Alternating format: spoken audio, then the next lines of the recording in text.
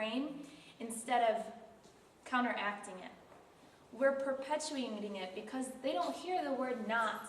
They don't hear they don't hear us telling them, no, we're actually very peaceful. What they hear is, we are terrorists. That's what they're hearing.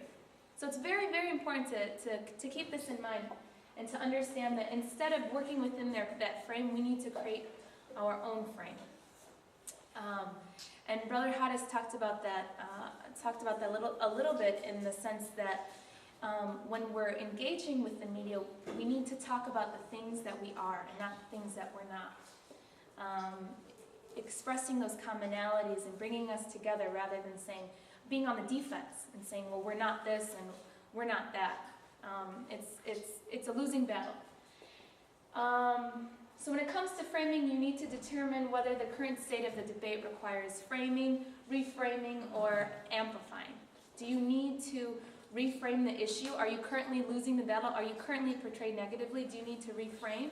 Or maybe maybe the issue is in your favor and you just need to make more noise and kind of amplify it. Or maybe the contours of the debate or the issue haven't been set yet. And that's when you're in a position where you can actually frame the issue on your own terms, which is the best position to be in. So these are things you have to determine and think about before you're writing these editorials, before you're engaging with the media. Think about the frame that's already been evoked and how to avoid it. So this is my last slide. This is just an example of framing when it comes to the Palestinian and Israeli conflict. Instead of using, let's say, the term pro-Palestinian, use the term anti-occupation. Does everybody see that distinction? When you're pro-Palestinian to the American public, what does that mean for them? Oh, you're with the terrorists. But when you say, I'm anti-occupation, that's saying, no, I'm against the oppression of people. Do you see this difference? And it's very helpful. The second one is using the phrase Israeli occupation forces versus Israeli defense forces. So do you see the difference between these two here?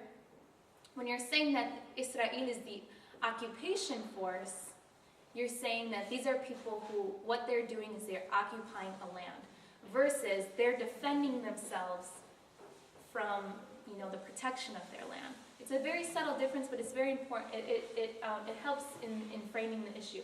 And then there are just two more examples, pro-Israel versus pro-occupation, U.S. support of the Israeli occupation versus U.S. support for Israel. This was just an example on that conflict, but you can use to reframe issues that you may be interested in or you may be passionate about. So that's just an example. So that concludes my portion. If anyone has any questions, feel free. And one other quick thing that I want to mention is that CAIR has just started what's called the Media Outreach Team. And what we do is, we're a very small group right now. We're hoping to get bigger. If you'd like to volunteer or know somebody who would be interested, please let them contact us. And what we do is we monitor the media. And we look at newspaper articles, at different posts on the internet, and if there's some negativity, we respond. We react with a counteractive post, with an editorial, with an op-ed piece, whatever it be.